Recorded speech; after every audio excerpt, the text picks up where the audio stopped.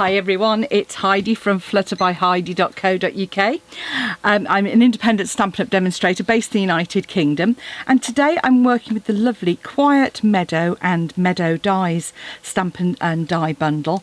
Lovely stamp set that's perfect for kind of collage type stamping, and the dies just reminded me of sort of an English cottage garden, so I couldn't resist creating this card here. And what I've actually done is just taken some simple plain white die cuts, and I've used our lovely 3D brickwork embossing folder to create the panel as well, and just a couple of bits things to talk to you about. So the first thing I've actually done is I've actually done some die cutting already, because obviously hopefully you're familiar with it. All I've done is I've used the mini cut and emboss machine. I put some basic white in, added my die and my next plate, and run those through to create my die cuts.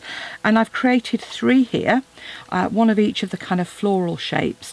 And I was working with our lovely in colours at the moment, so I thought it'd be really fun to kind of use those to create some really pretty flower effects. So all I'm doing is I'm just going to take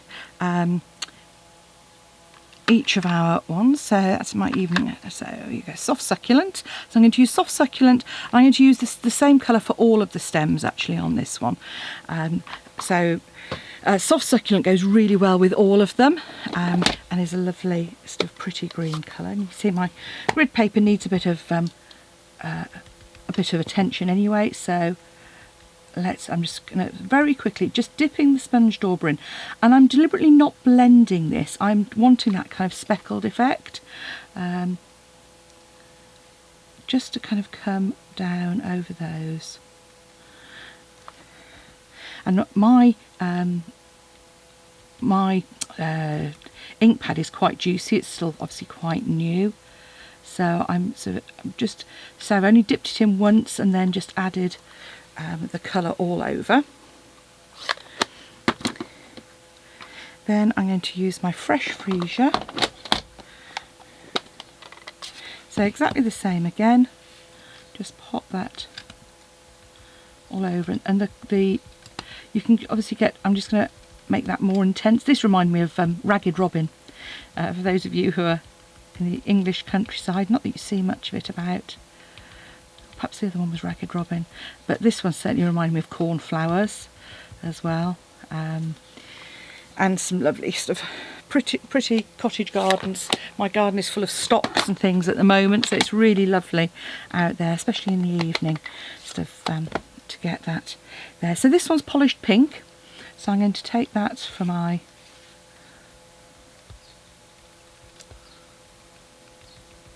and I say you can just build up the colour in the centre as you want, but you can see already we're getting some really pretty flowers. And then the last one is pale papaya. So if you buy these as a bundle, obviously you get that. I get them all in one go. Pale papaya, which I haven't got out. Look at this, covered in pink already. Certain colours I just seem to manage. It's often things like Magenta Madness I seem to manage to. Now the beauty of sponge daubers is that means you can always add a little bit of extra colour. So if you wanted to add a sort of a pinky tone or a tinge, you could just add a little bit there. Likewise, if you wanted to add some of the bluey tones, a bit of lilac, you can get some really pretty effects by blending those colours. So having created my flowers, next thing you want to do is grab your embossing folder and run that through. Now this is one of the 3D embossing folders, and it gives a really nice textured effect, so you don't get that sort of just even. It actually has a real sort of feel of dimension to it. So it's the brick and mortar 3D one, and you've very handily got a line. So you want a piece of card that's 13.5 by 7, and what I'm actually doing is lining that up with the line on that front cover. So you see there, and that will help you get it square, obviously for the brickwork. So just pop that in. Remember to run it through folded edge first, and then run that through, and there we have a piece of 3D brickwork. As you can see, a nice straight edge as well. So once you've done that, that's when I then cut it. I've tried cutting first, putting it in, but invariably one of them moves, and you just want to cut that at 4.5 centimetres, like so. So the next bit is probably the trickiest bit of all, and this is where I find my grid paper really useful. And what I'm going to do is just come in with some low tack tape, and just I'm just going to line that up, but leave myself a nice border. And what I want to do is measure that down to 9.5 centimetres.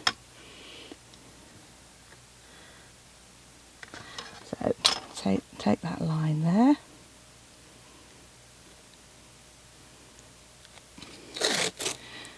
Again, just de-sticky that.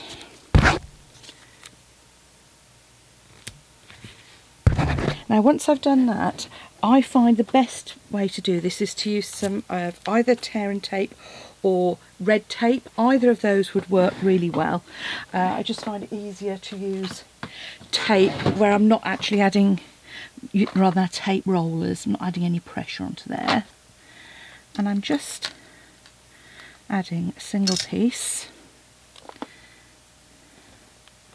And this just kind of creates that sort of 3D garden. And I came up with this simply because I'd got a couple of die cuts that I'd been putting 2 or 3 through together, and so I got a couple that had not cut a complete die cut on. So I decided that I thought to come up with this as a way of using those up. So all you need to do now is take your tear and tape or your red tape off.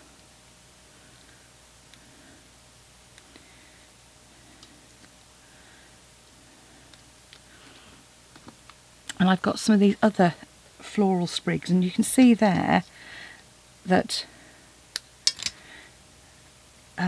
it didn't quite cut. So all I'm doing is just laying those across the centre of my card. It's as simple as that, and I'm just snipping away to create a kind of, I say, just extra background really. Just adds a little bit of interest, and just overlay them as much as you like, or with as many die cuts as you happen to have. And then it doesn't matter if they haven't cut through thoroughly, it really doesn't matter, but you've just got a really nice sort of dimensional effect. Just taking out some of those kind of twiggy bits, like so. And then you can just press those down so that they're in place. That bit isn't really doing much there, so we'll just add that in, like so. And it's as simple as that. So just trim everything away, and while it's face down, just peel that off. And it is important to de-sticky if you're using this, even if it's low tack tape. I do find that it can still have quite a bit of adhesion on it. It's one of the reasons I use it. You can see there it's pulling a little bit of a layer. It doesn't matter because we're on the reverse, but it's so obviously it's why I use my post-it tape quite a bit. I find you don't get that issue. I was going to say, while it's still face down, grab your dimensionals or your adhesive sheet, and I'm just going to add some layers of dimensionals on the back here. Now for speed, you can see I'm using these edge pieces. It gives a really nice finish and support to it. So add those on, and you'll want to add some into the centre as well. This, not clearing the deck, I do prefer to clear the decks as I go along, but I don't always. So make sure that you're adding some support where this is as well.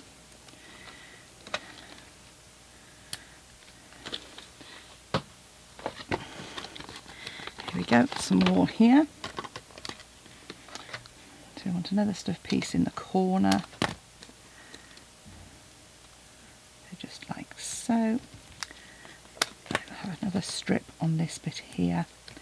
Not quite so much on this narrow piece at the bottom, but again, ideally, you just want to make sure that it's well supported, particularly if it's going to be posted. You don't want it to arrive and be all squished. And then just pop a couple of our normal dimensionals in the centre there, anywhere where you can sort of see a gap, and you want to make sure it's supported, like so. Okay, so then all of these have still got their backing on. I've just spotted I'm going to put a little bit more in this bottom corner here, just to keep that supported. Flip it over, and now you can add your flowers. And with this, I'm just going to use a little bit of, I was going to use my fine tip glue, but I appear to have left that. That's all. No. We want some, yeah, here we go. I'm going to use some of this. So this is just a little bit of glue Tombow that I've put into a fine tip dispenser. There we go. Find one that's running well. So I'm focusing mainly on the top section, but because we're adding it onto a sort of an aperture, I'm just wanting to make sure I've got everything covered. So you can see now that you can add these flat, but you've got that lovely dimension. Now you can, if you want to, add some teeny tiny bits of dimensional to the back of these, or you could die cut them out using our 3D foam. But with this one, by adding the dimension to the back of it, you will find that you've actually got that sense of dimension already. And say this, I've just used a fine tip applicator bottle with the glue in here, and I'm just running a little bit there, like so. Just leave those to dry, and then all I'm going to do is just snip those off in line. Yep. And then they come with, you'll see this lovely teeny tiny tag in there as well, which of course I have now managed to lose the one that I cut earlier. So again, yeah, those of you that follow me will know I've usually got a bag of bits, so just grab one of those. We've got the little love here, and just choose one of your colours that you've got. I'm going to use the polished pink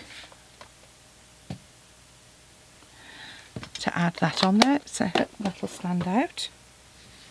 And then grab yourself some of your baker's twine. I've got an old one here, and I'm just going to create a bow. And what I'm actually doing is doubling that up first,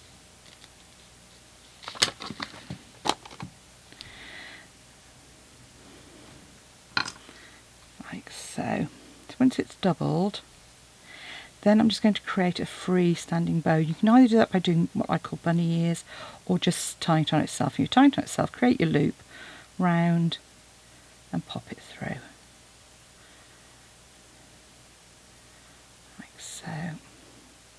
Then I just pull it, and then pull it tight. And then to try and get it sort of reasonably flat, I just kind of pull on the loops upwards. There we go. And this is where our glue dots come into their own, because I can just pop a glue dot, which kind of scrunches up on the back there.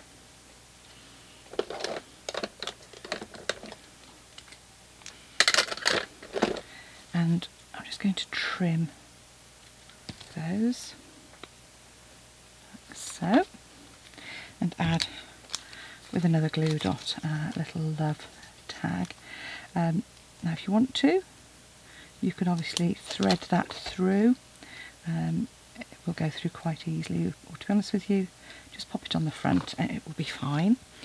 Grab your card base. Now for the card base, I've just used a standard card base, so that's 14.5 by 21 centimetres, scored at 10.5. And all that remains is to remove our backings, which obviously, because we've used quite a few, takes a few seconds.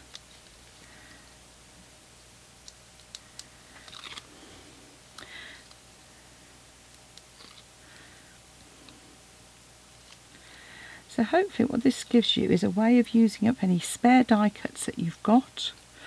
You could also use, if you've got any laser cut die sheets that you haven't used up, sometimes you've got pieces of those or ones that you just haven't got around to using, that would be great for this as well. And then just add that to the front of your card, and it just gives it a ½ centimetre border by going for that 9.5 by 13.5, and there we have our pretty cottage garden card ready to go using our fabulous in colours. So thanks for watching. Please hit the subscribe button if you'd like to follow and be notified when I create some more videos, and if you'd like to purchase any of the items, please pop along to my Stampin' Up shop at heidismith.stampinup.net, where you will find all the products, or you can pop along to my blog at Flutter by Heidi and you'll find links to take you direct through there as well.